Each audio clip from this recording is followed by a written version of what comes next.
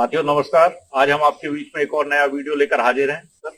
आज का वीडियो जो पीछे हमने वीडियो आप लोगों को बनाए थे उससे थोड़ा अलग है।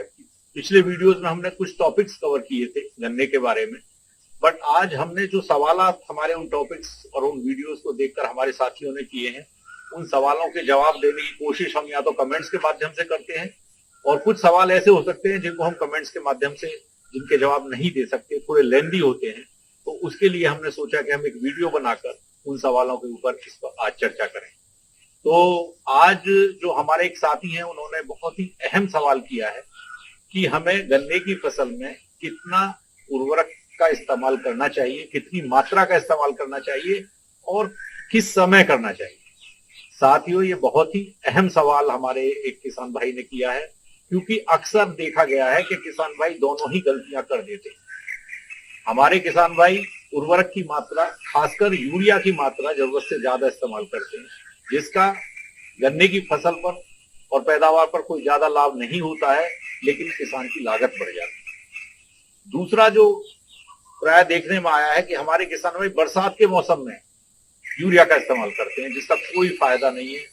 यूरिया का इस्तेमाल 30 जून से पहले कर देना चाहिए। बरसात शुरू होने के बाद अगर आप यूरिया का इस्तेमाल खेत में करेंगे तो वो उसका आपका वेस्टेज होगा, आपके धन की भी हानि होगी और उसका लाभ आपको बिल्कुल नहीं मिलेगा। तो ये दोनों मुद्दे आज हम कवर करने वाले हैं, जो हमारे एक साथी ने सवाल किया है कि हम कितना उर्वरक का इस्तेमाल करें और कब करें। तो जहां तक क्वांटिटी का सवाल है, तो मेरा आपसे अनुरोध है कि आप अपने मिट्टी की जांच अवश्य करें। हमारी चीनी मिलों में मिट्टी जांच के लिए प्रयोगशाला बनी हुई है, जहां पे हमारे किसान भाई फ्री ऑफ कॉस्ट मिट्टी की जांच कराकर, और हम उसके आधार पर रिकमेंडेशन भी देते हैं कि कितना उर्वरक और कितने खाद का इस्तेमाल हमें करना है। परंतु कुछ चीनी मिलें ऐसी हो सकती हैं, कुछ क्षेत्र ऐसे हो सकते हैं जहां शुगर मिल्स में प्रयोगशाला नहीं है, तो वो दूसरे माध्यम सरकारी विभाग में ब्लॉक आदि में पता करके अवश्य रूप से अपनी मिट्टी की जांच करा लें। अगर आप मिट्टी की जांच कराने के पश्चात उर्वरक और खाद का इस्तेमाल करेंगे तो आपकी लागत भी कम होगी और आपको लाभ भी ज्यादा मिलेगा। तो इसमें सबसे आवश्यक बिंदु जो है कि आप मिट्टी की जांच के बाद ही रिकमेंडेड डोज के आधार पर उर्वरक और खाद का इस्तेमाल करें।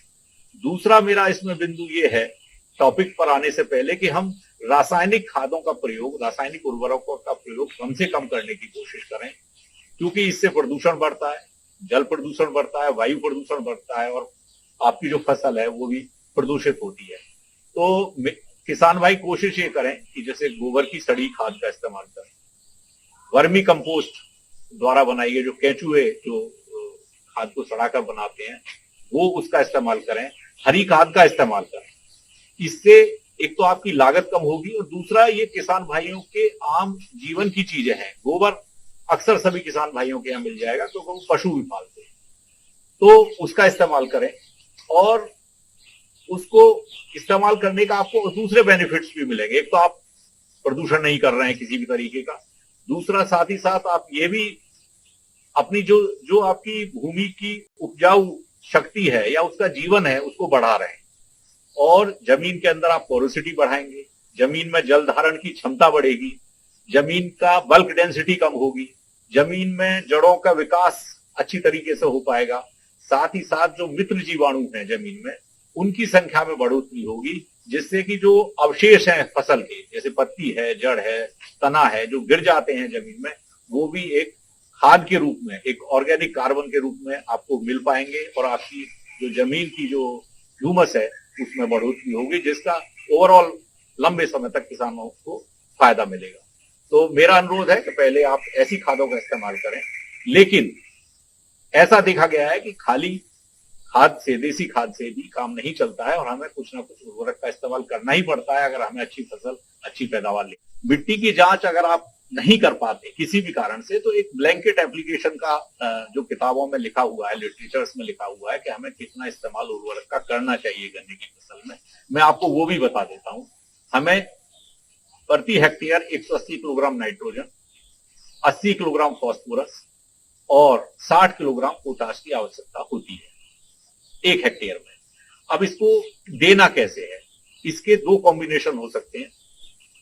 यूरिया, जिसमें 325 किलोग्राम यूरिया, 175 किलोग्राम डीएपी और 100 किलोग्राम म्यूरेट ऑफ पोटाश के रूप में आप इसको दे सकते हैं। दूसरा कॉम्बिनेशन हो सकता है कि आप 390 kilogram urea, 500 kilogram SSP single super phosphate और 100 किलोग्राम म्यूरेट ऑफ पोटाश यानी एमओपी। मेरा आपसे अनुरोध है कि अगर आपको सिंगल सुपर फॉस्फेट उपलब्ध हो और आप उसको बाजार से ला सकते हो तो डीएपी के स्थान पर आप सिंगल सुपर फॉस्फेट का इस्तेमाल करें, क्योंकि इसमें फास्फोरस मिलेगा आपको 16%। इसके अलावा आपको कैल्शियम मिलेगा और सल्फर भी मिलेगा, 21% कैल्शियम मिलेगा, सल्फर भी मिलेगा। तो इसका फायदा ये होगा कि आपको फास्फोरस के साथ कैल्शियम और सल्फर भी मिल रहा है, जिसका लाभ आपकी फसल को अवश्य रूप से मिलेगा। तो किसान भाइयों की कोशिश ये होनी चाहिए कि हम डीएपी के स्थान पर सिंगल सुपर फॉस्फेट का इस्तेमाल करने की कोशिश करें अगर संभव हो तो, अन्यथा आप डीएपी के द्वारा भी इसको दे सकते हैं। जैसा कि मैंने बताया कि आप देसी खाद का इस्तेमाल जरूर करिए, तो उर्वरकों के साथ 100 कुंटल FYM गोबर की सड़ी खाद का इस्तेमाल अवश्य करें। इसका फायदा ये होगा कि जो आपके जो उर्वरक हैं उनसे जो न्यूट्रिएंट्स हैं वो स्लोली रिलीज होंगे और पूरे टाइम तक आपकी फसल को मिलते रहेंगे। अब आती है समय की बात। तो उर्वरक का जो यूरिया की 1/3 मात्रा है बुआई के समय उसका इस्तेमाल करें, और एसएसपी और डीएपी जो भी कॉम्बिनेशन आप इस्तेमाल कर रहे हैं उसकी पूरी मात्रा और म्यूरेट ऑफ पोटाश की पूरी मात्रा आप बुआई के समय इस्तेमाल कर दें।